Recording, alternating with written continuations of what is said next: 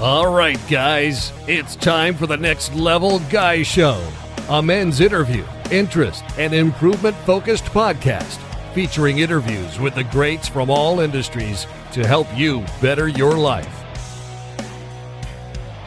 Each week, a new episode features an interview with one of the greats, covering all aspects of their story, from life hacks to tips and protocols that have allowed them to live life on the next level. We then highlight concrete action steps that you can use to improve your life. And now, your host, Ian Dawson McKay.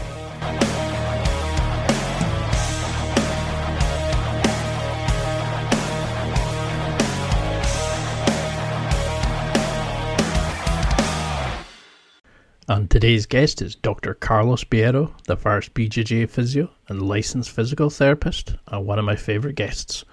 Dr. Berio is the Executive Director, Head Sports Pain Expert, and founder at Spark Physiotherapy.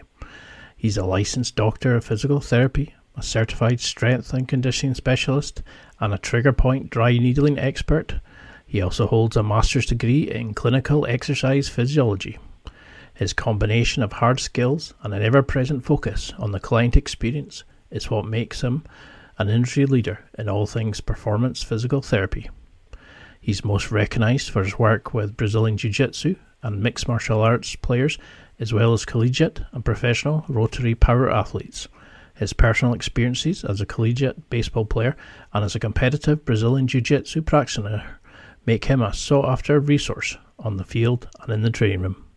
He remains active in several sports and is an avid BJJ enthusiast, motorcycle rider, and adventure race runner.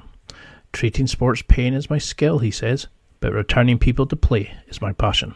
And now, let's get to the interview. Well, thank you so much for coming back on. You're a pleasure to have back on, one of my favourite guests. I love your material, love your content, happily promoting, your BJJ Physio site, etc. But for those little people under a rock who've never heard of your name, and few won't have, how would you describe who the legendary Dr. B is? Well, firstly, I'd say far from a legend. I think there's a lot more to be done in our little company and some of the places that we're trying to be of assistance. We've got a long way to go. But, I've been doing this human performance thing since 1998. I have been on all levels of strength and conditioning, physical therapy, physical medicine, every sort of setting you can be involved in, and working with a vast variety of different movers, from what I call movement midgets all the way to the professional, like their body is their employment. And so that's a terrific and fun way to spend your day to day. It's a moving target when you start to deal with how you motivate certain groups of folks and others. But I think is part of the excitement of my day to day, and also the excitement about how I train other up and coming therapists, physical medicine pros to behave in their day to day. So it's really a fun adventure. Because I love how you're kind of changing the standard modality. You see everybody kind of going, I've got a bit of a sore X, I'll go to the doctor. And, you see that in like the insurance thing of, we'll pay you to get surgery, we'll pay you to get medication, but we won't pay you to go to physio. And it's really difficult in Britain, for example. How would you change that? Why do you think that has been the standard protocol of tablets rather than actual fixes? Yeah, I think people prefer ease over effort. That's very standard. I mean, who wouldn't rather do something easily with less pain, less frustration, and just be better? But unfortunately, that is not how the human body really works. It takes effort, it takes load, it takes stimulus to get the result you want. And with regard to third-party reimbursers not paying for preventative medicine, I mean, the evidence is out there, and it's easily obtainable by anyone who seeks to get this kind of information. Prevention is just a lot less costly than a lot of these other major surgeries, major procedures, multiple visits to physicians that happen retroactively, once we have a disease process going on. More of the world, more of our physical medicine brothers and sisters are being proactive about promoting movement as medicine. And that's something that we have done since the very beginning. And hopefully that catches on. It's really the only way that I think showing people that the status quo is not acceptable anymore, and being someone who sort of leads by example is, I think, the only way I know to help promote that kind of mindset, that movement is medicine, and that you can train or move or do that fun activity in a way that it can be there for the rest of your life. And that's the big important piece of this all. Because you were the sort of first person who had seen taking proper rehab and recovery and just being a healthier person to jiu-jitsu. Everybody else was like techniques and, how to get ready for competitions. You took the whole approach of just being a better, healthier person to be better at your sport.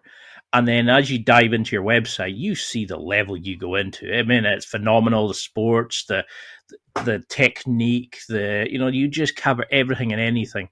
But do you think that's why you've been so successful? You've had this philosophy of all the way well approach. This, you cover everything and not just slap an ice pack on it. You'll be fine.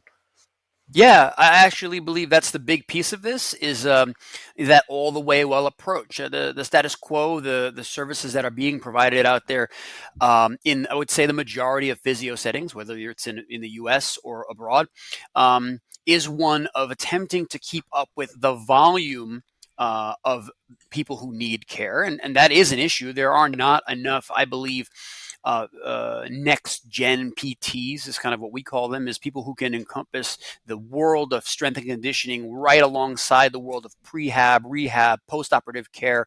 And when you can do that in a way where you explain some of the difficult concepts, but in a way that's easy to understand, people really internalize that. And not only does it make them better, but it also becomes a very cool little thing that I see when patients then reach back out to me and say things like, hey, I have a friend, and that friend has pain in this area. And I asked them these 4 questions that I know you would ask me, and I think they'd be a good candidate for what you do. I'm like, oh, that's more rewarding than that person just getting better, because I've also taught that person how to help others in their health-seeking community. Whether they get in touch with me or not, I don't really care. I just want them to get better. But just empowering people to do that and be on the lookout for ways they can help themselves and the ways that they can help those around them, man, that's freaking rewarding. That is the approach. That's it's different. It takes more effort. It's just harder to do, but I think it's the best way to do all this, and that's why I was put here. Because you seem to have this mission to be Mr. Health, Mr. Fix-It, Mr. Rehab. I'm trying to think of a name that doesn't sound like you've come off Reservoir Dogs, but sure. How do you think do you think this was a calling that you've always had?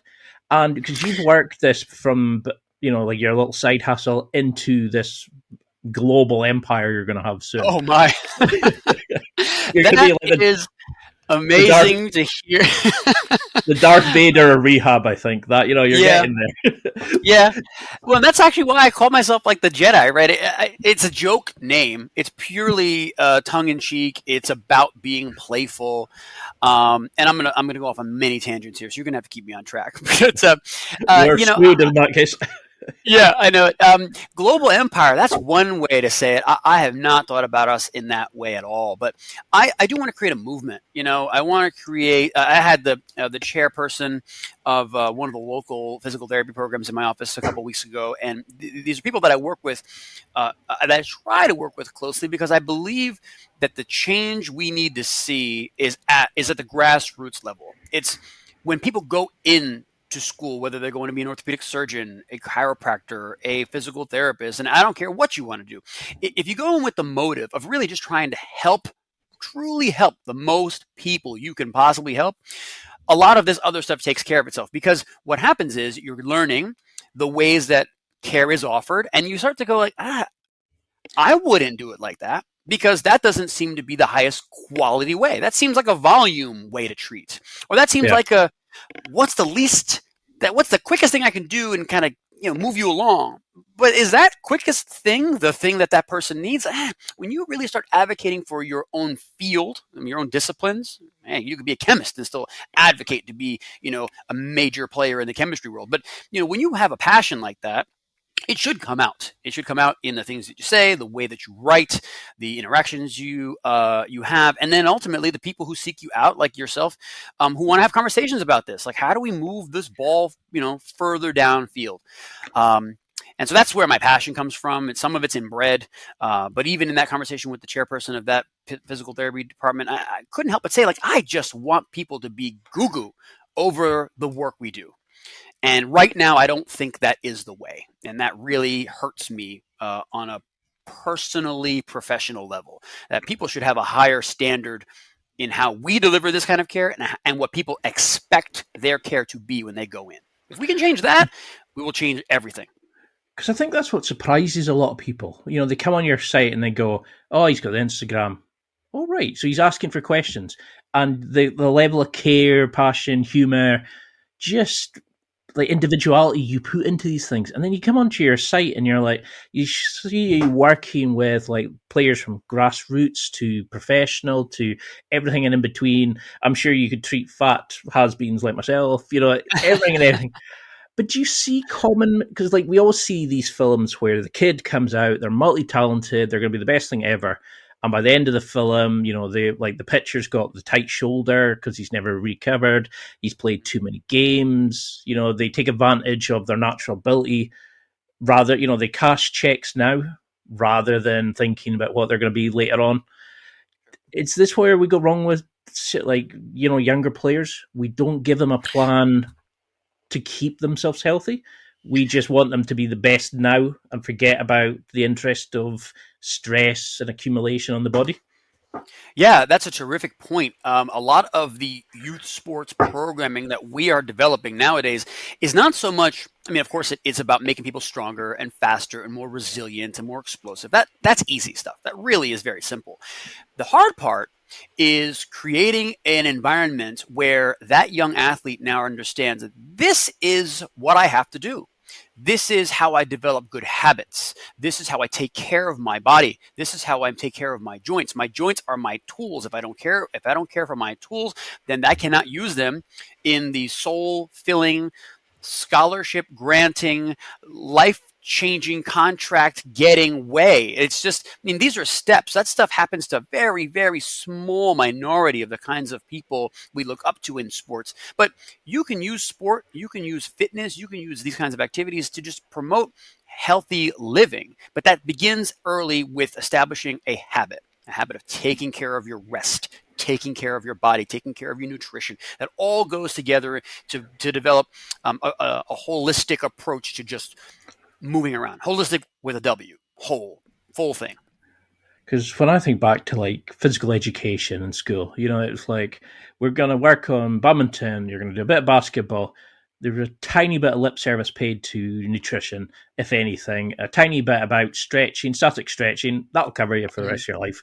Yeah. And you see that in every sport. People who, no matter where you play, what you're playing, what level, I was told to pull this in, 10 seconds, start stretching. That's my entire body warmed up. It's fine. I don't need to worry about it.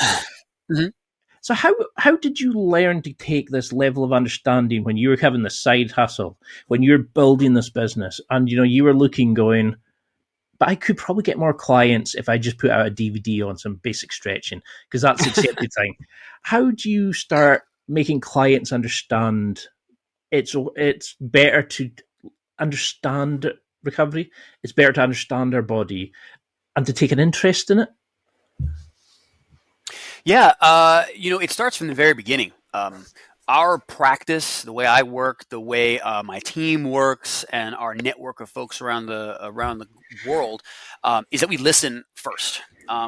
People, especially people in pain or people in fear, need to know that their concerns are being fully digested. The world of information is so vast. I hope we get to talk a little bit here about like how eventually, you vet these kinds of professionals. But there are lots of pros online who disseminate information. They want to sell their DVD, their newsletter, whatever it is. And many times that's useful.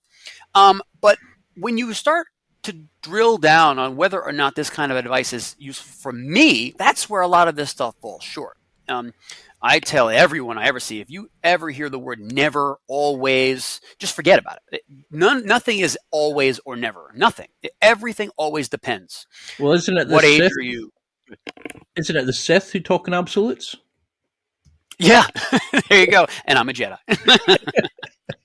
Because it always depends. I mean, everyone is going to everyone's going to approach you from a different place in their life, having been on a different journey. You have to take all those little bits into account. And when I'm listening to someone talk, I'm constantly whittling down their story to sort of the actionable parts. And someone says, I have back pain. Okay, well, tell me, go ahead, start from the beginning. When did this begin? And I go, all right, I'm starting to piece together the puzzle as to like, well, what thing could be the problem? But then also, what's stopping you from getting to overcoming that barrier? And then we're going to do that part together. And when you make that a learning experience and not a do this and then this will happen and you'll be better, that doesn't help a lot of people to just be told what to do. You start with why. Why are we doing this? One of my favorite books, by the way. And that really builds buy-in, builds therapeutic alliance, and just makes you a resource that people depend on. And that is something we have built here for sure. I mean, if we do nothing else right at all, we are a trusted resource across several really fun groups of people who want to stay moving. And that's something I'm very proud of. Because when you look at this like affiliate network you're building, it's a wide range of amazing places, and they're seeing the amazing work you're doing. They're showing you like that everybody's putting their trust in you because they're seeing the level of quality of service you're giving. But do you think that's something like every single person needs to be kind of understood? Every player, no matter what sport, there needs to be a split between training versus rehab versus recovery. We need to actually create a whole realistic body adaptation, like a fix of not just building the ability of a player, but ability to recover as a player. Yeah, that is part of the big plan. I mean, anyone who wants to do any activity, we're going to use jiu-jitsu as an example. If you want to do this for a long time, man, you need to build some resilience. You need to build some versatility. You need to understand that, we all understand if we train long enough, things hurt, and you want to keep training. Right. So if every time something niggled you for a little longer than a day, you stopped training, no one would continue training. You have to fight through that stuff. And just knowing, or in this case, having someone who can be a resource to tell you, all right, you can continue to train, just do these things, don't do these things. And during the course of that time, we can start switching on those activities, those ranges of motion that we were trying to protect. That should be common knowledge. And if it's not common knowledge, then what should be common knowledge is that there are people out there who can help you. And you don't have to discover this on your own. You just got to know who to ask, why you're asking that person versus another. And if the full story is on the table, then the most help can be given. It's when I write a white paper, I hope that white paper hits somebody, right? Because it probably will, but I can't say it would be generalizable to everyone that hits that little piece of advice. So say if you had a player in rural, Tennessee, I don't even know if that's rural, but or you had somebody in Russia and they were looking at your Instagram thinking, this is amazing, I want to find somebody. How do we find a physio that works? Is it like you're saying, just somebody that doesn't come and immediately go, okay, this is my ABCD plan? They actually stop and go, show me you working out, show me some game footage, so that we can actually start reverse engineering from there and going, okay, I can see that area being like, the rotational of the trunk is being weaker than it could. Is it a case of cookie cutter versus actually giving a damn about the player, do you think, that makes it a good physio to take? Yeah, I would agree to that. The advice that I give most people when they're asking me, how do I know this person is going to be on my team? How do I know this person has my best interest in mind? Is I say, interview them. When I say that, people, they look at me so strangely. The typical way we consume medicine is, all right, I have a doctor. Well, why do you have a doctor? Well, my insurance says this is my doctor. I was like, okay, there you go. First mistake. You should interview your physician like you're interviewing someone to work for you, because that is what your physician is doing. They work for you. So they have to be the right fit. They have to understand where you are coming from. And you should trust them based on what they're telling you. If they ask you the questions, hey, listen, show me when, tell me how. You got a video? I want to see it. If you're a physician, if you're a therapist, if you're a chiropractor, if your trainer is doing that, you've got a winner. I promise you have a winner. But I would bet my license, if you interviewed 100 docs in that manner, in the way that you were trying to vet them for your care, 80 wouldn't even begin with those questions. And the 20 that did would be cut off for time at some point, even if they really wanted to. And so the settings many times, and are in the US, our structure of kind of retroactive care and volume-based care does not lend itself to a high-quality experience for the health-seeking person. But there are still people out there like myself, and I can name a half dozen others throughout this country and over in Europe and in Australia, who do it just the way we do, that we're connected to. So that's what we try and do is, all right, where are you? You're in Melbourne. All right, I got 2 names in Melbourne. These are people who train. These are people who are licensed, trusted professionals. Start there. But if you go and the guy, smells funny, showed up late, didn't answer your text, and rushed through it, all right, not a good fit. That's okay. Someone out there is a good fit for you. Just keep looking. And if we can be helpful in that by either exposing you to our new network of providers or just trying to find them for you, we'll do that too. I think that's the problem. Is it's the law of authority they call it? Because they've got some letters after their name, people assume, oh, that's it. I've got to stay with that person. It's like you're saying, Sure. They don't realize we can pick and choose. Why would you pick? Why would you not treat a doctor the same way as you would treat your plumber or a joiner who's working on your house? Mm-hmm. Totally agree. And I love how, if you go on a deep dive in your website, it is bloody difficult to come off it because there is such a level of depth, of quality, of even quantity of analysis and explanation just about how you work with a client. Never mind what you're actually doing, your Instagram lives and things like that. But do you think that's a thing of a player will not understand? It's not just tight shoulder. That's a break in an energy chain that stops them throwing a ball harder, stops them kicking a ball further, running harder. We don't understand how an immobile or a sore joint or a muscle not working as effectively is actually stopping us being the best performer we can be. Yeah, we see that quite a bit, and that all begins with education. And partly there's a little bit of art and magic in this. We have a lot of tools at our disposal, a lot of manual techniques and dry needling and mobilization and fun exercises, and just generally our understanding of the kinetic chain.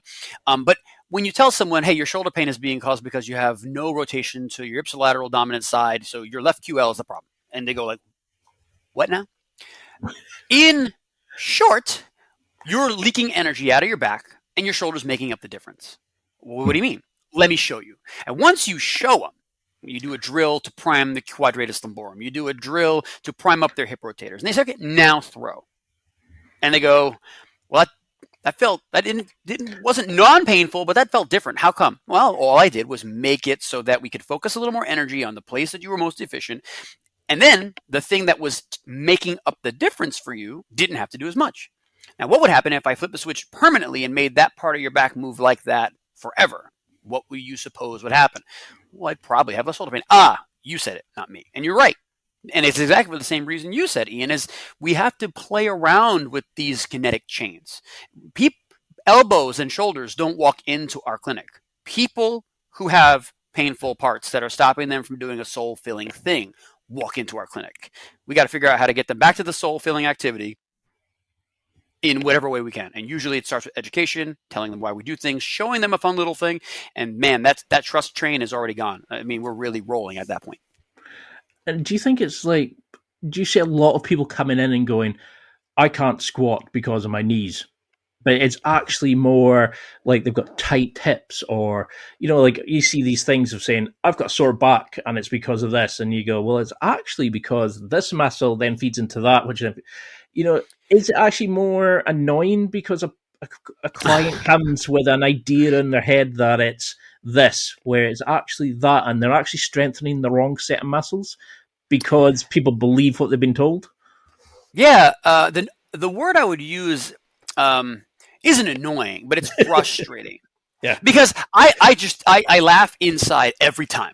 Every time someone kind of gives me the same story, like you just mentioned, you ripped it off perfectly. So either it's been you or it's been someone you've heard a buddy talk about that way. But all the time, it's always the knees. It's never anything else. It's yeah. The best example is always I can't touch my toes. It's one of the very basic movement screens we have everyone do when they come in for an evaluation. It's all right. Let's reach back or then touch your toes.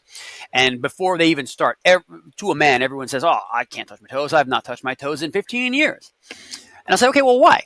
And I don't ask them to do it at that point. I said, well, why do you think you can't touch your toes? Well, my hamstrings are so tight. Okay, cool.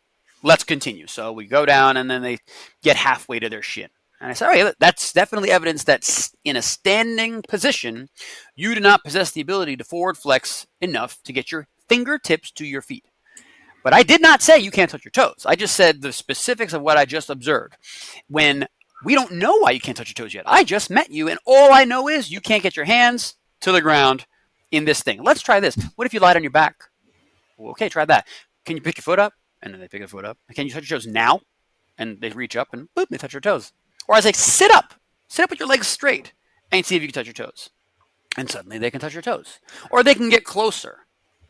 Or I go, all right, how about if I just move your leg? Oh, I can move your leg enough for you to touch your toes. Why can't you move your leg enough for you to touch your toes? Or why can't you move your body around your leg enough for you to touch your toes? So now we're starting to pick apart. Is this a stability problem? Is this a lumbar mobility problem? Is this a hip mobility problem? Is this actually something in the back of your leg, like your hamstrings? I don't know, but we're going to tick away and yes and no every one of those variables until we say, this is the reason you can't touch your toes. And it's not because your hamstrings are tight. It's because you lack trunk stability, you lack pelvic floor mobility, you lack posterior tilt. Those are all fine reasons. None of them is a judgment against someone. I'm not saying, oh, look at how terrible you are because you have no posterior tilt. It's like, there might be 5 reasons why you don't have that. And one, your parents might not have any posterior tilt.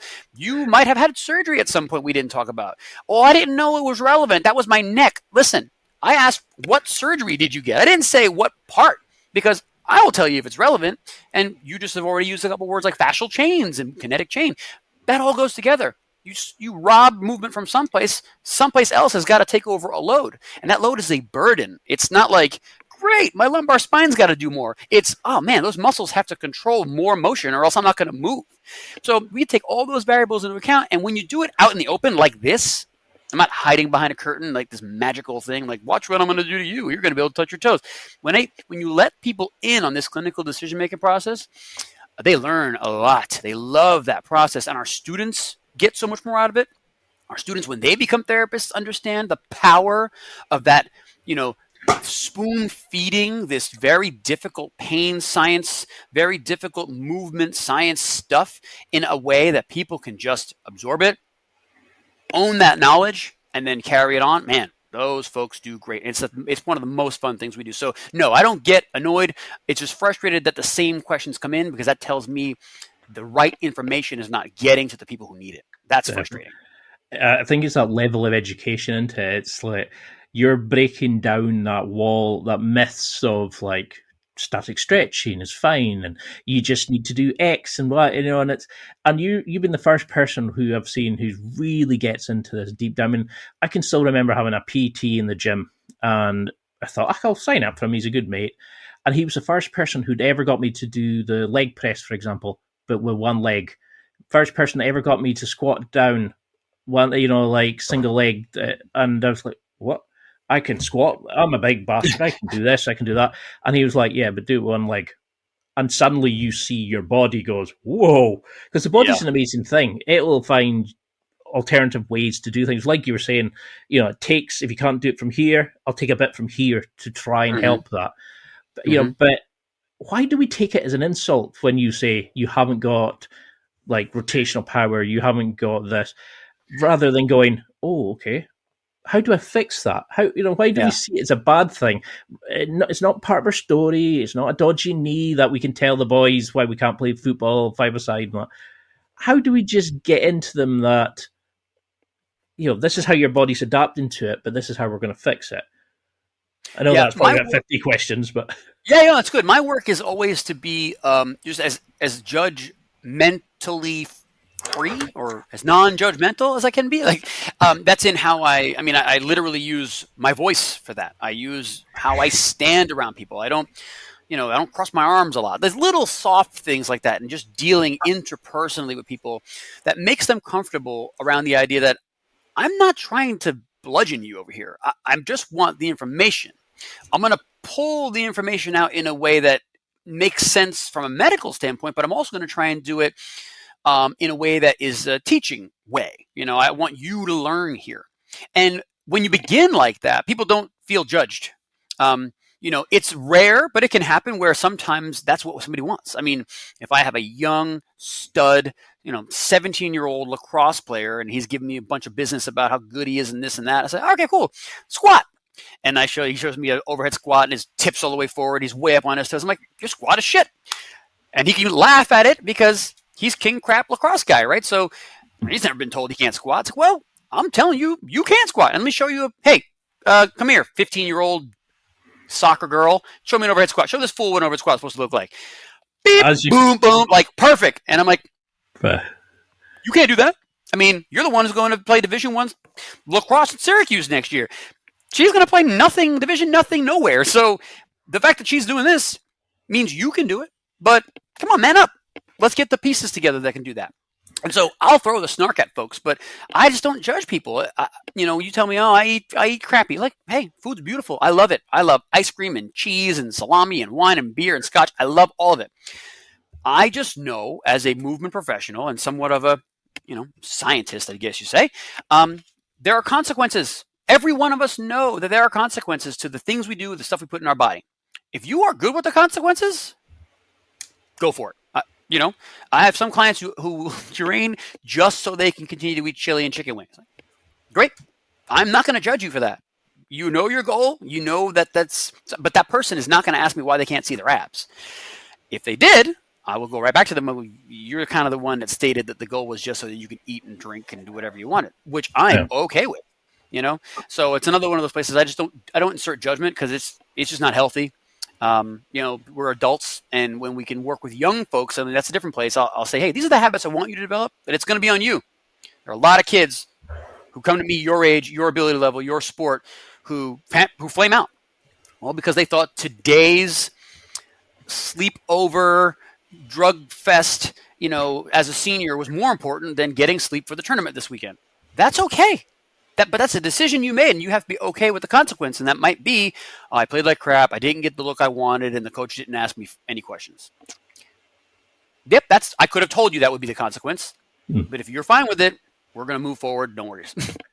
So is that why you put such a sort of emphasis on like a 3D model of testing, rather than, because I mean, I was, if I say I power lifted, I would bench, squatted, deadlift. But then suddenly you put a weight above your outside of those kind of three areas, and you're like, whoa, tough. You're not as strong as you think you are. How do you start testing a client? Like, what kind of areas would you want to test a client, or what to see them? Because you're not testing us to say, haha, you can't do that. You're testing us to go, you can't do that. Let's fix it with these remedies. But how do you start that initial analysis, like a true representation of their fitness, their overall, their holistic health? Yeah. There's two basic kind of threads to that I've always used. The first one is that there's 7 movements through space that humans do, period. And every motion that we do is a combination of these 7 motions. It is hinging, triple extension, which is like bending your knee, ankle, and hip at the same time. So think of a squat or a lunge. Rotation, so top down, spinning. Horizontal pushing, horizontal pulling, vertical pushing, and vertical pulling. Now, every motion, this, is some combination of all of that. we have found there's a couple screening tools that really elicit that information quick. The SFMA, the Selective Functional Movement Assessment, is something that's been created a long time ago by a terrific physical therapist named Gray Cook. Shout out to Gray Cook. He's like a mentor and an amazing speaker. If you're a physical therapist, you know his name. And he's developed not only the SFMA, but also the Functional Movement Screen, which is the FMS, which more folks are familiar with because it's one that's offered in a lot of gym settings. You don't have to be a physical medicine licensed professional to do the FMS. But SFMA is one that incorporates those movements in larger chunks. So you have cervical mobility, shoulder mobility, trunk mobility, lower extremity mobility, and then kind of the big squat. And those movements are graded. You can do them or you can't. It hurts or it doesn't. And from there, we develop our plan. We have a movement plan. So you are most deficient in right multisegmental rotation. And right now, based on this test, it is from your right hip. Okay, noted. That's the mobility plan. And the pain plan is my shoulder hurts. Well, your shoulder hurts because you lack the ability to rotate on this part of your body. And for whatever reason, your sport demands that. And your shoulder's making up the difference. All right, so your pain plan, treat the shoulder. Your movement plan, treat the rotation. Go. That's what we do. And that's fast. That's quick to do because we see the same patterns. And it goes back to your thing. It's just frustrating. Why am I seeing the same athletes at the same age, at the same time of the year come in with the same injuries? That is because they lack strength and conditioning science. They don't have the off-season programming. They're just kind of either doing nothing or just running or just throwing or just volumizing themselves to death. And then they wonder why they get volume-related injuries. It's like, well, because you never got strong again. You competed all season, beating up volume, beating up your joints with high impact, and then you had an 8-10 week break, and you didn't restore joint mobility, joint integrity, muscular strength. You didn't restore your flexibility. You just went right back at it. So you're going to have a diminishing return on your ability to play. Instead of the other one who said, I'm going to take those 10 weeks, I'm going to get strong, I'm going to get thick, I'm going to get mobile, I'm going to rest, and then when season comes around, I start to speed it up, and I'm going to be stronger, and I'm going to get weaker, slower than everyone else. That's the goal. So I don't know if that answers your question, but it's certainly a big part of our approach and how we assess motion. Because it always makes me think when I talk to you. I love how I love the passion you have for it. Like, because you get so into it. And I'm like, I learn so much from it. I mean, I remember coming onto your website, and I was like, it was mentioning about pre-season, about how you should be doing like this before you even get into the season, and then you need to be doing this as you lead up to competition. And I was like, pre-season, I hadn't even thought about that. I hadn't even thought about what you're doing off the grid, off the training thing. How do you utilize pre-season for an athlete? You know, how do you get people to come to you and incorporate you into their plan, you know, before they get these problems? How do we break into the thing of stop coming when you're sore, come when you're, I say, whole? You know, how do we get to a point of like come to you when we're not sore and be preemptive rather than reactive? Yeah, it has taken a lot of years of that frustration of seeing the same kids, same sports, same body parts being hurt. And before I said, you know, we can fix this. It's going to be hard. It's going to take a lot of work. It's going to take new revenue verticals. It's going to take some bookkeeping. It's going to take a different approach to what is typically offered in a sports medicine setting. But we can fill that hole more adequately than, let's say, thick neck guy in a polo, which I always kind of reference. I mean, trainers are amazing. They're the best at it at teaching movement to normative movers. But we think about it from a scientist's perspective. I can watch a bit of tape like you were mentioning earlier and say, okay, I know exactly what's going on in that knee in that double leg takedown. I know exactly. I see where your foot is. I see where your femur is. I know the pressure that's going there. And so if that's where you had pain, I can say, okay, I know 4 things to look at right now. Let's go look at them and figure out which is the issue. But a trainer, while they could watch that same film and say, all right, yeah, you need more hip extension power. You did that slowly. The nitty gritty of how the scientific approach goes into building these programs is not available. You cannot know what you cannot know, what you don't know.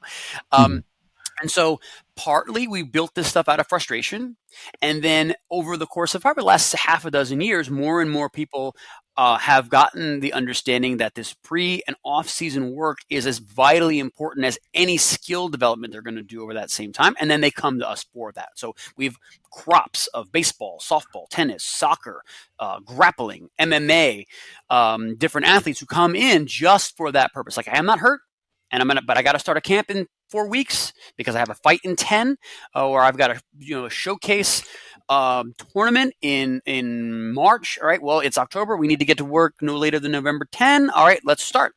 And we start with measuring everything, combine style, taking that real big 3D approach, not just can you raise your arms, but do you have the appropriate amount of power generation ability in this area for that sport? Because that stuff's already known. We know how far you should be able to jump if you want to play basketball professionally. We know how high you should be able to jump if you want to be a gymnast. Those numbers are out there. So we just then say, okay, well, where are you? And where do we know you should be at this stage? And let's fill that gap. Let's go attack it. So this isn't a problem later. And those are people who don't come back to treatment later. They just see us again next year, which is perfect. That's exactly what we'd rather.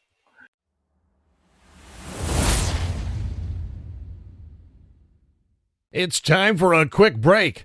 There are millions of potential products to buy, so how do you know which ones are worth your hard-earned money? Simple. You go to nextlevelguy.com/affiliates and explore those that will transform and improve your life.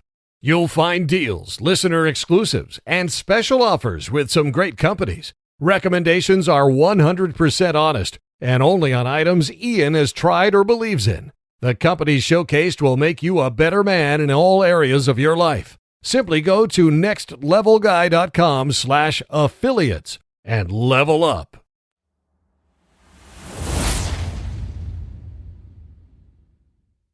I love that kind of approach of actually like teaching and educating rather than fixing. You're educating the person rather than just going, here's a remedy for now, come back, we'll, further. Do you think that's a good thing recently, that people are now understanding we need to have like mentality training, we need to have meditation, we need to have a decent nutrition, so I need a coach for this, and this? Have you seen people coming in now? Is it good that they come in and say, I think it's my L5 not turning into this? We have this education. Are people beginning to understand, like you're saying, that strength and science is missing, so they start looking for it? Yeah, I do. I think we're getting close. The problem will be when those folks go to a clinic or a facility that is running the status quo.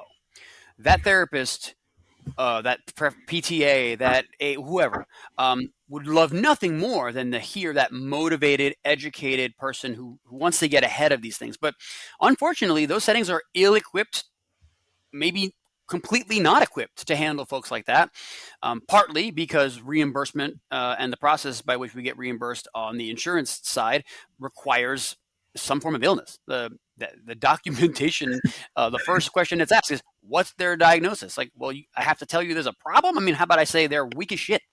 Is that a problem enough? I mean, because that's a bigger problem than, they blew out their MCL. It's like, well, I could have prevented that.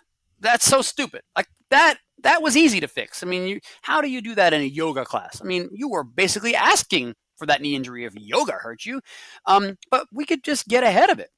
And so if you come to me with that information, I'm a pig in shit. Let's break it down. Let's tell you all the ways that what you have found about your knee in this case is correct. Good job. You found some good information, but this part doesn't apply to you. Well, no, but I read it and it was a guy and he's got letters behind his name. Okay, tell me what the letters were. LMT. I'm like, all right, good. It's a guy with some skill, but it's a massage therapist. Did you go to a massage therapist for your cardiac appointment? Would you go to a massage therapist to get a manipulation on your neck? Would you go for dry needling? That's not their purview. That person's trying to put good information out. I'm sure they're not trying to hurt you. I'm sure they're not trying to be misleading, but it's not the layperson's fault that they can't synthesize what information is from me and what information might not be. So many times that person comes in with a lot of fear. Oh, I read that I can't squat. Well, you've at least shit twice yesterday, so I know you can squat some. Let's continue down that path.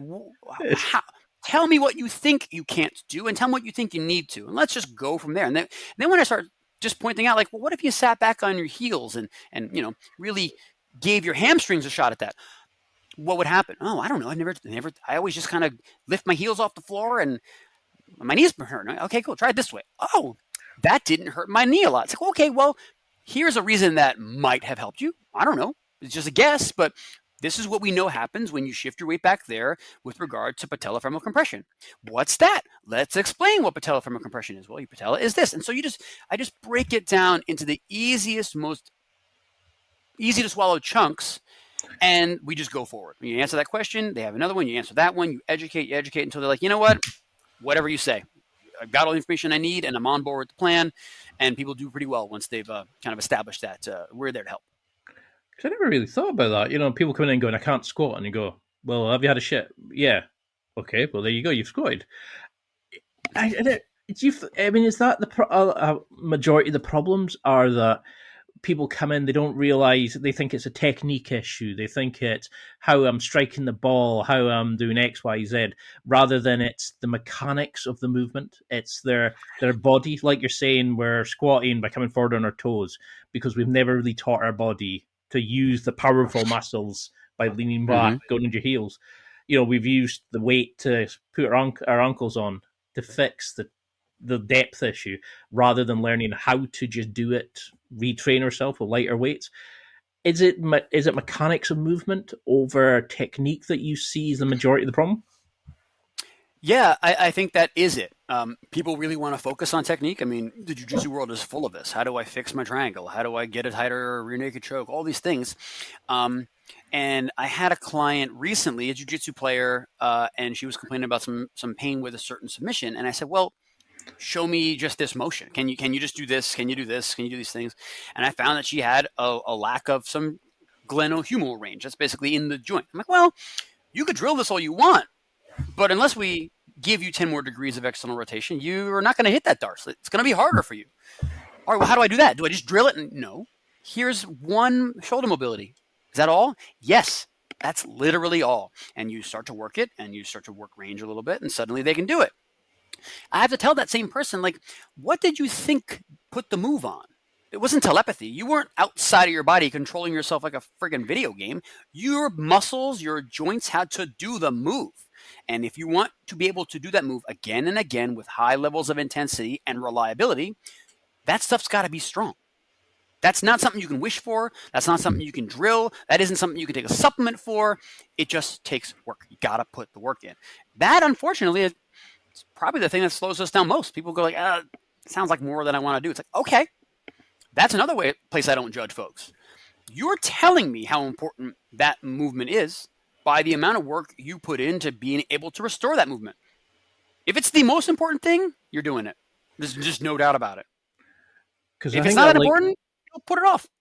Because I think it links into what we talked about, I think, in the first interview, where it was these great videos you have where it was like, if your triangle sucks, it's not the technique, it's because your hip structure or your flexibility. And I was like, whoa. And I was like, I want to see more in this series, because that completely changes you as an athlete. Of it's not that your technique sucks, it's how you're applying it, how your body tries to do that. Because I see these little pricks flying around the gym, somersaulting, flying. I'm like, I try that, my body's going to go, no. Straight down. And because I know that I need to work my body to use energy effective and to move these sorts of things. And that's why I think that is such a unique skill that you have of like, this is what you're trying to do, but this is what your body's trying to do. We need to mirror the two. How do you start working, especially with older athletes? Because I mean, I know I look like a young whippersnapper. I wish. Yeah. How do you start working with older athletes, especially? How do we start getting our body able to do these things? How do you get a young person to, that is a bad thing. You're not able to do that. You can only go to here. How do we start getting them to understand this is what your body should do? Stop channeling it elsewhere, and how do we get them back on track? It's much easier with the older athlete. Grapplers are a great example. Usually, if you're 40, 50, 60 years old and you're doing this grappling thing, you're not doing it professionally. You're There's doing it because something it's wrong fun. with you. Yeah, there might be something wrong with you. You like pain way too much. But those folks are out there, I think, it's going to sound judgy, but it's not, for the right reasons.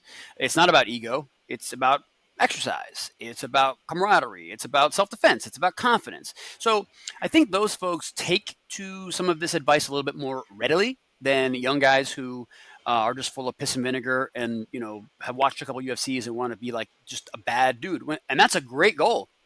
Awesome. If you want to just be hard to kill, yeah, we should all strive for that.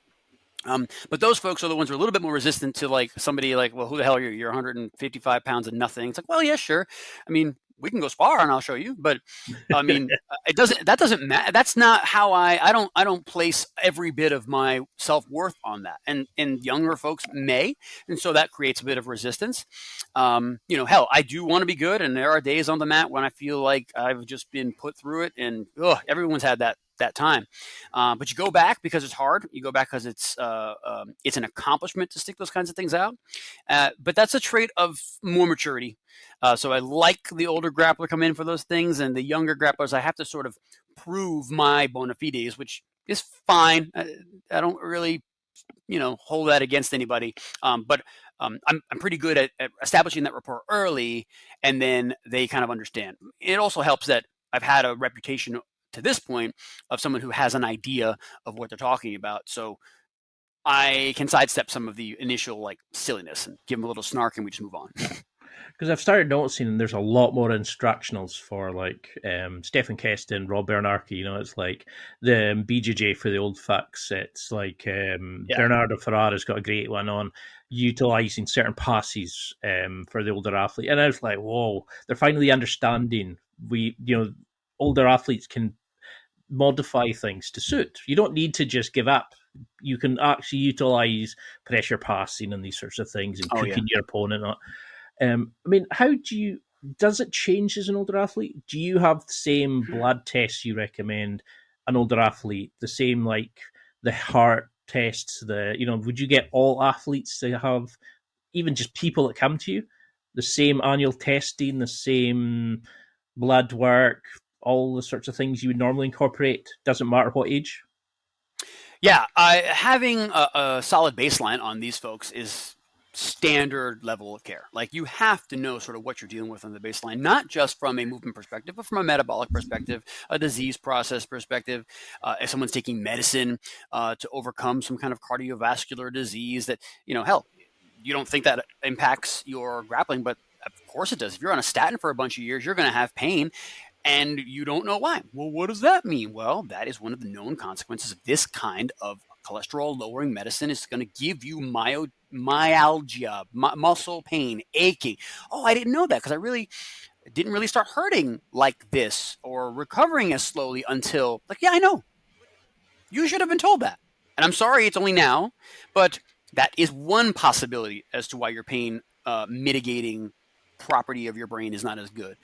You might have a lot of fear. Okay, someone with a heart condition, someone with elevated liver enzymes. Like, well, what's going on in your nutrition here? Like, can we talk about that? Like, I don't want to ever pry, but I certainly want to give people every nugget possible to start integrating into their normal day to day, so that we can advance the ball downfield, just continually improve, even if it's little small slivers at a time.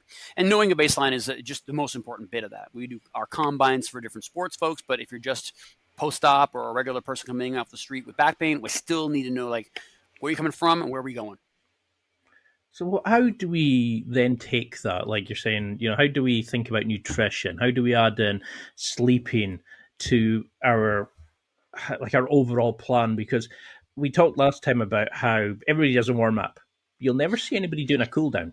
You'll never see anybody taking 10 minutes after and, just really, because their body's warm, and really pushing it and stretching it and getting it ready and better for the next session. You hear that myth of you have 90 minutes after a workout to get your protein in. That's your protein absorption thing. Silly. So silly. So I've heard somebody say to me, "Oh, you'll have an hour after workout, and that's it to recover." But if you're recovering after you've already let the horse out of the stalls, how do we approach this to eat, sleep, shit, be better as an athlete as well as coming to see you and getting all the amazing stuff you do? Yeah, there's a lot of weird information out there. I can almost always tie absolutism like that to somebody who's just trying to make a dollar. If you got a DVD to sell, you're going to say dumb shit to sell your DVD. It's like 90 minutes, your protein thing goes bye-bye. It's like 91 minutes, I'm not doing it. Yeah, doesn't that sound kind of clickbaity? Like if you saw a video with a fun, with a chick's ass hanging out and in big yellow letters, like the hack to recover 91 minutes ? Everyone's clicking on that. Like cute girl. Oh, there's something that sounds absolute to me. It makes sense. Seems like it makes sense for some reason. Well, basically, if you don't have any understanding of sports nutrition or biochemistry, you would go, yeah, sure. But if you do have those two things, you go like, ugh, come on, moving on. You don't even think about it. And that's what I hope to build is just informed people. Whether it's, I'm from the nutrition side, the bar is so low from the people who come and see us that it's easy. They're messing up the big things. They're overeating.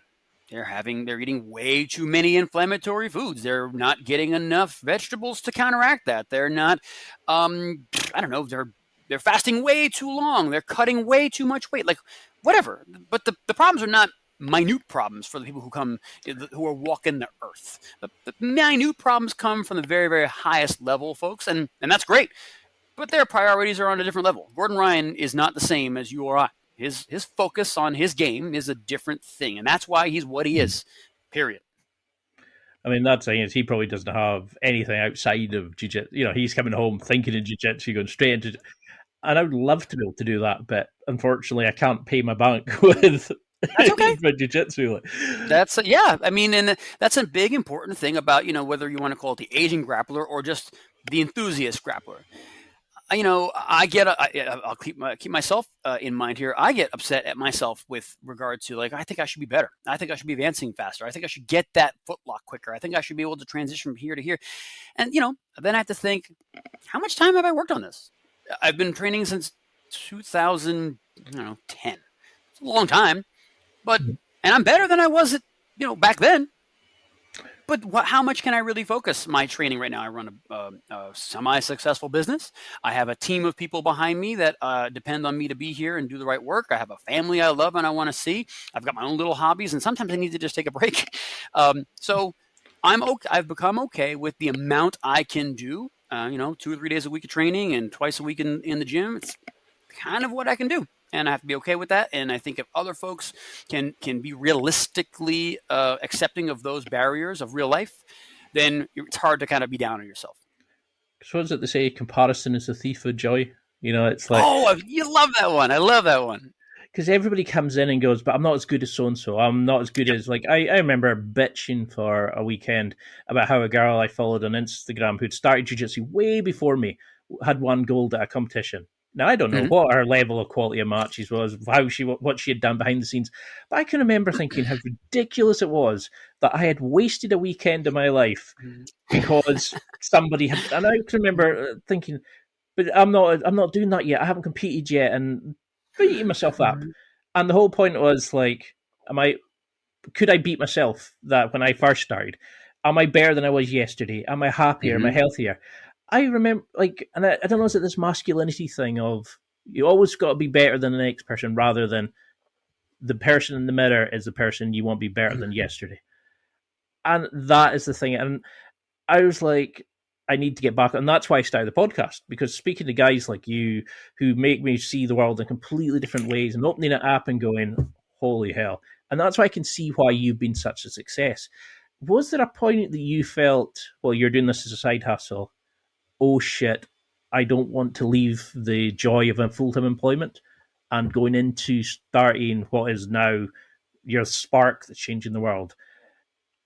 What point did you think, do I do this or not? Did you struggle? What was it taught yes. you? Oh yes, no, it's the last piece of advice I needed to hear before I made that took that risk was from a person who was renting a cubicle literally next door. He was in financial services. I still picture his face. Thank you, Mike. If you're listening, you're probably not. He said to me, "Leap, and the net shall appear." And I went, Awesome. "Okay." I get what you're saying here, and my whole personality, whether it's business, personal, or otherwise, is I just prepare myself best I can for the worst case scenario. I think out, okay, what do I want this to be? All right, now what if it doesn't go good? Or what am I out? How much time, how much money, how much effort, whatever. If I think something is worth doing, I'll do that math, and then say, all right, well, if it doesn't work out and I'm okay with that, fine. But the rest is gravy. And so as long as I'm okay with the worst case, and that's what I saw, I said, right now I'm in a job that I feel like I'm pushing volume. I'm not being as helpful as I could be to these people who are coming in, and all they want is help. They don't care about their insurance reimbursement. They want help. They hurt. And I said, I can do better if I run this more my way. And I've already running my own practice right alongside my full-time job. But that was the moment where I started to say, no, I need to leap, because these people are not going to get the help they need if I don't make that risk. And it was calculated, and I was okay with the consequences. And ultimately, the worst case didn't happen. I make the worst case real hard when I'm thinking about me. What if no one showed up for a month, for 6 months? Could I eat? Can I support my family with the rest that I can do? Can I find another side gig? The answer was yeah, I could. So I said, all right, let's give this a shot. And it never really, I never looked back. I love it. I think it was Tim Ferriss was the first person who I ever seen the idea of fear setting, where you write out the worst thing possible, and then you reverse engineer. Well, what was that happened? I would do X, Y, Z, and then it loses its fear. I think it was like Cato in the Roman Empire. He would eat the worst foods, have the worst clothes, because he thought, well, this, I've already endured the worst. They can't hurt me. And you felt that fear and went anyway. I mean, you read your testimonials, you see the love that you have from your clients, the people you work with. How did you build such a community? Because you've gone all the way through people who have followed you along. What makes you so unique, do you think? What makes you so successful? That's a funny question. I don't think I'm real unique. I just, I'm passionate about this one thing, human performance, movement, and lifting these barriers off of people so that they can pursue their whatever, their soul-filling thing. I just don't. I see myself as a hospitality professional, kind of first. If you really boil it down, I've often had conversations with friends and colleagues about sort of why welcoming is a high priority when it comes to the way we write, the way I speak, the way our clinic is laid out. Like, to be a place people enjoy just walking into. Everyone here is greeted with a big smile, a handshake. We know everyone's names, we know everyone's kids. We spend that time to invest in those relationships, and that has come back to us so many times over. I think that's what is the root of our success. Is we focus on the relationship side. Physical therapy, sports medicine, strength and conditioning, athletic development. Those are the things we do, but people don't really come for that. They come because they've developed trust, and they know we're looking out for them. I mean, yes, they ultimately will need the care we're giving them, but I also try and make it so that they don't have to rely on us. I mean, there isn't a day that doesn't go by that I say, I'm trying to make you independent of me. If you are dependent on us to continue to do the activities you like, we are not doing our job. That is backwards. Yes. But the system is set up the opposite. How many visits will their insurance pay for? 40. Okay, we need to use those 40 visits in this plan of care. Well, but it's just an elbow. Yes, but get them 4 days a week for 10 weeks, and then we're good. That is the opposite of quality. That is the opposite of caring for that person's time, because you're really only doing it to build, their insurance. It's just not an integrity thing. And I think that's something that me and my team really value, is being high integrity, high value, and high trust folks. That's how we're gotten good. Because I love that. It's like it goes back to being the individual approach, not the cookie cutter. It goes back to being the, like actually an individual level of care and like getting to know somebody as a person rather than a number or a business model. Mm-hmm. How do you keep on top of like because I mean I know from just like my admin job in a university, like I work with PhD programs, run their program stuff, just the level of papers they need to read, all the white papers, all the thesis, all how do you keep on top of that? And how because you introduce like dry needling, you introduce like pre-season, post-season competition stuff, individual sport focus. How on earth do you keep on top of everything that's going on and actually see and go, okay, I'm going to escalate my business and evolution by bringing in this, healing modality or this recovery protocol? How do Yeah. you manage it rather than just, we're doing well now? How do you keep expanding it? I read a lot. Technology is amazing. There are tools on the internet that allow you to scour scholarly literature. One of the ones that I use is something called PEDro in your inbox. It's available to anybody, and the object is simple. You put in some key search terms, and so anytime any literature, any study, any case study, any RCT comes up that has got the words shoulder orthopedics pain and sports in it, or back sports, knee pain, but it goes to my inbox. And so once a month, I'll get 70 or 80 articles. I'll pick through the ones that seem germane to our practice, and I'll just read. It takes me an hour. It's no big deal, but it allows me to just, synthesize the very difficult to understand concepts in the most current way to the people who are dealing with these issues right now. That's all people want. What's current? What's real? Oh, yes, I know we used to do bloodletting. Can we do that now? No, no, no. We know that's bad. How do we know that's bad? Well, we've studied that for a while. Pretty sure it's bad. But there are other things we do now. And here's what they are. And so, you become a resource for those kinds of things because, lay movers, lay people are not going to be scouring the literature. What are they going to do? They're going to type in shoulder pain jiu-jitsu in Google.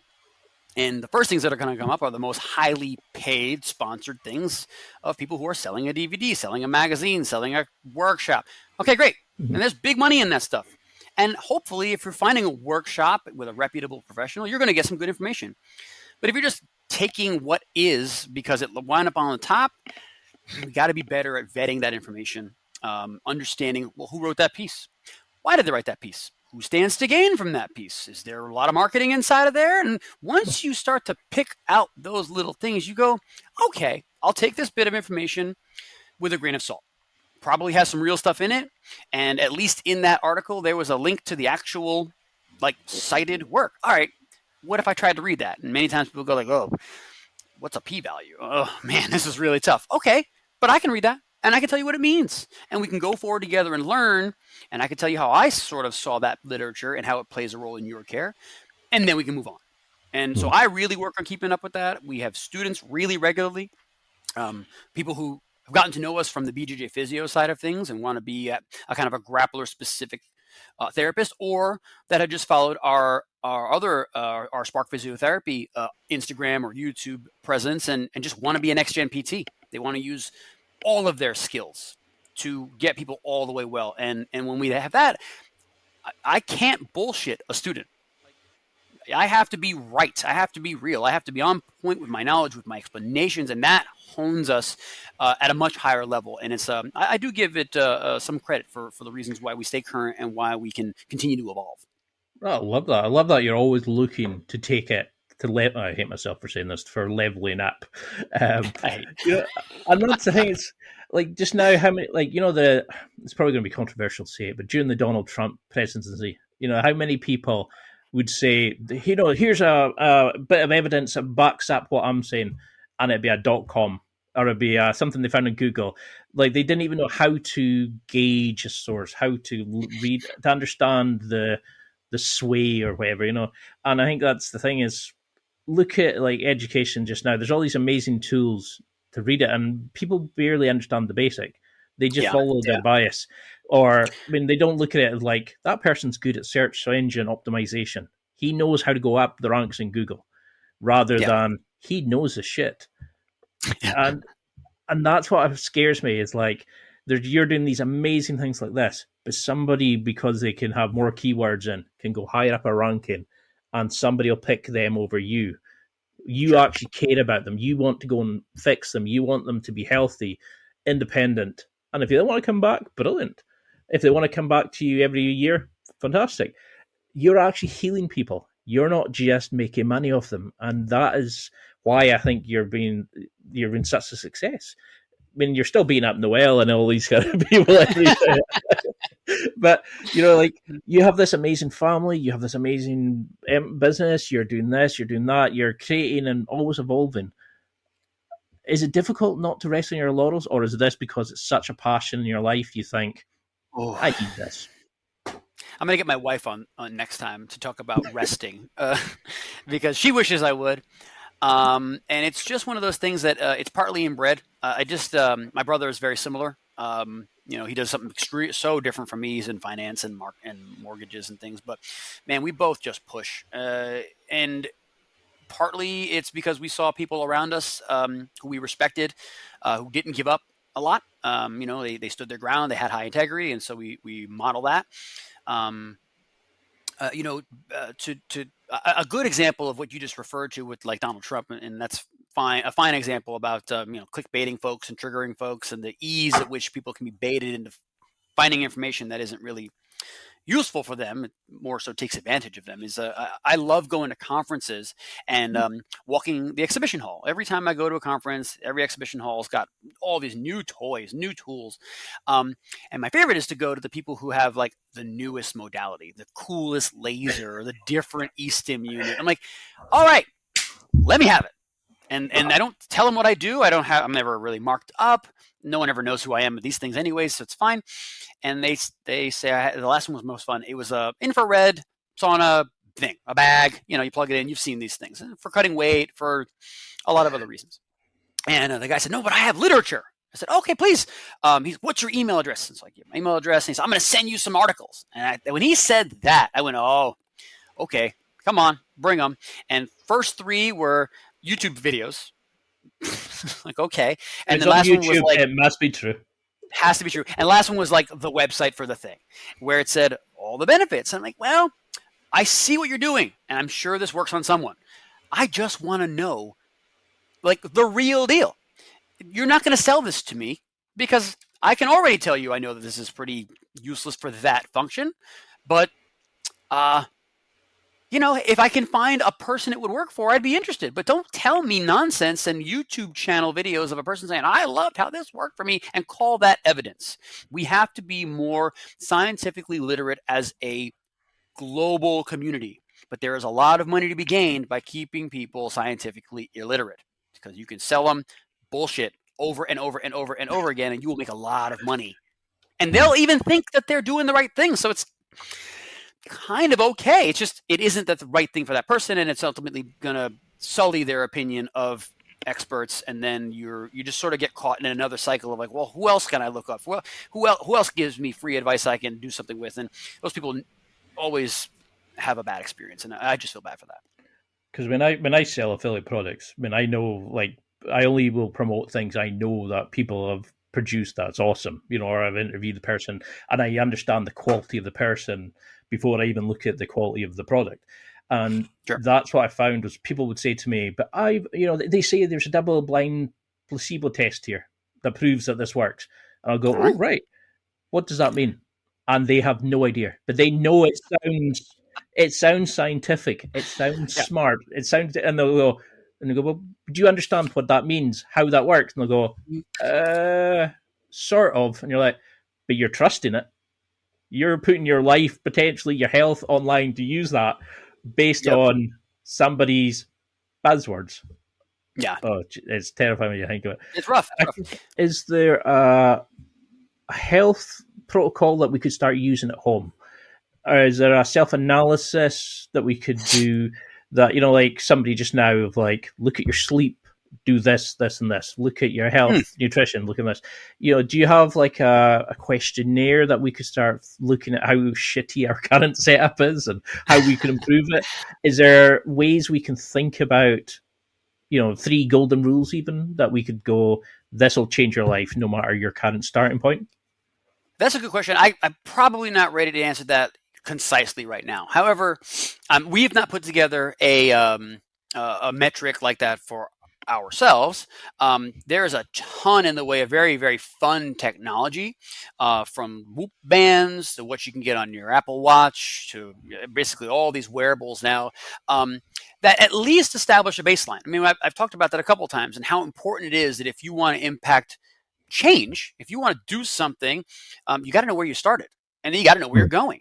You might have great sleep. You don't know. I mean, if you're feeling restless, or if you're feeling tired after having slept, maybe your sleep isn't good. But that might not be the biggest part of the problem. It might be your nutrition. All right. Well, how about you just start writing it down? When people have questions about these basic things that I can't say I have an established metric for, I say, well, let's just start by writing it down. Let's just meet. So between now, Monday, and Friday when I see you, I should see 4 days of some kind of nutrition log. Just be honest. I'm not going to judge you, but let's see what we're beginning with. And then we can make little changes. But if you're just guessing or straight up lying to me about, what you think I want to hear you say you ate, and we're not going to get very fast. We're not going to get where we're going very fast. It's going to be tough. And that is something that does happen. But, that's why I like some of the wearable technology, because it's harder to cheat it. Although I have seen my own mom sit there like this because she felt like she wanted to get her steps for the day. And I'm like, all right, Mom, I don't know what to do. I've heard of people getting caught cheating because they were running at 3 a.m. when they were not with their partner. Because my dad's type 2 diabetic, and the latest annoyance was he had to go and get the jabs in the belly. Sure. So he's now up to type 1, and he was making up his bloods because he felt like he didn't want to tell the doctor how bad they were for a while. And we were like, how idiotic, they need to know. Yeah. And he was like, but his dad did that. And it was that kind of moment of, but the machine can go back and go, it was this, the dates. And I think that's the thing is, why lie? If it's bad, your physiotherapist, your doctor, they need to see the actual data to fix you. There's no point telling them that everything's fine and then suddenly you need a leg cut off or you need to surgery. And that's a scary thing, is people are believing the hype rather than people like you that are actually fixing this. Yeah. Is that it's back to judgment, and we talked about that. Because unfortunately we don't get enough time with the caregivers who are assigned to look after the community health. It's easy to see, a CBC and say, "Oh my goodness, your blood sugar is 500. What are you doing to yourself?" That's nasty. Like, just envision that input to you. Whoa, hey, slow down. I mean, I didn't know. Maybe I have a disease process. Well, I mean, of course, that person's not going to say so, but maybe that's the way that doctor should say, like, wow, I'm looking at your blood work here, and it looks like your blood sugar is a lot higher than it should be. Can you tell me what you ate yesterday? That is not the conversation that will happen. It's what the conversation that should happen, but it won't happen because it requires follow-up. It requires attention. It requires a little bit more caring than is available in our system right now. And this is not just in the U.S. It's just greed, maybe. People want to buy a lot of boats or something like that. So you got to see a lot of people. You got to, play the game, the insurance, manipulation thing. And I've said from the beginning, once we shake the foundation of the status quo, which right now is heavy and big and has its own inertia, and start making people demand higher value care, it's going to be the way it is right now. But I actually think we're making a little bit of progress. You've already asked me enough of the questions that allude to the fact that people are looking for the right information. They're going to find it. It's just going to be in places that they didn't really expect to find it.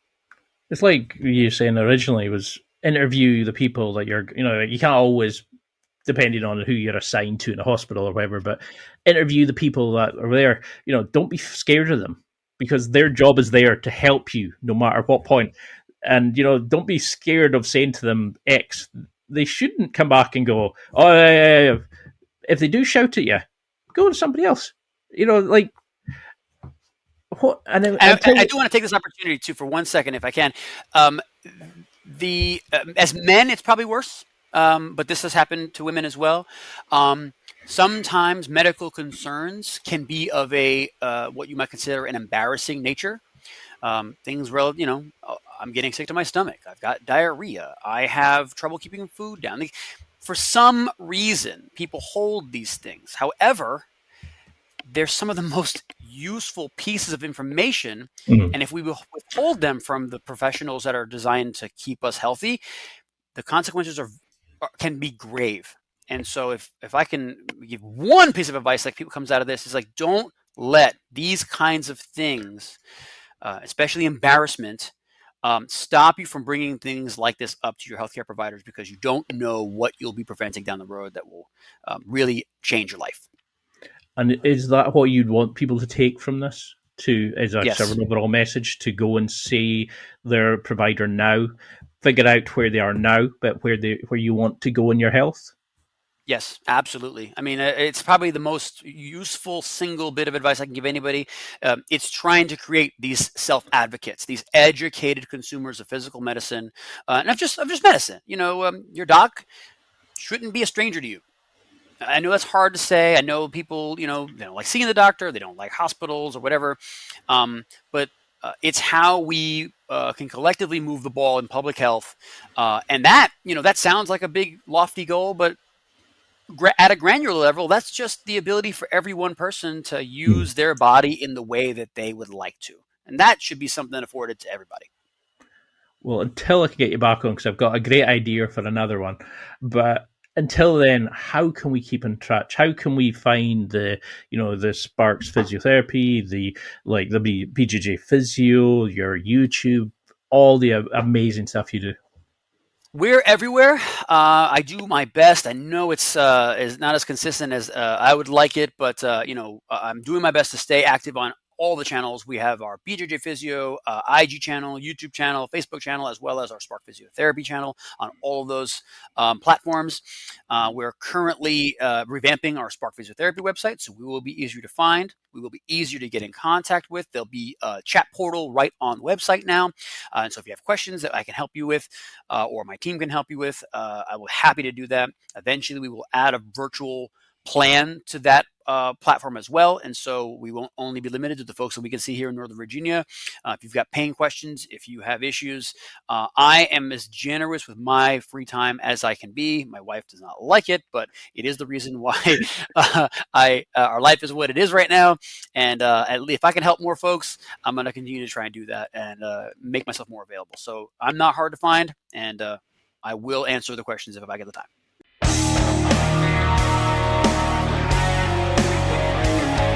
Well, that's it for another week, and thank you for listening. It's now time to take what you've learned and use it to develop and enhance your life with the key points mentioned. Listen, try it, embrace it, use it, and crush it. Now's your time to hit that next level in your life. If you liked this episode, then please leave a comment on the show notes or a review of the show on your podcast platform. Everything helps evolve the show. Until next week, keep seeking the next level in your life.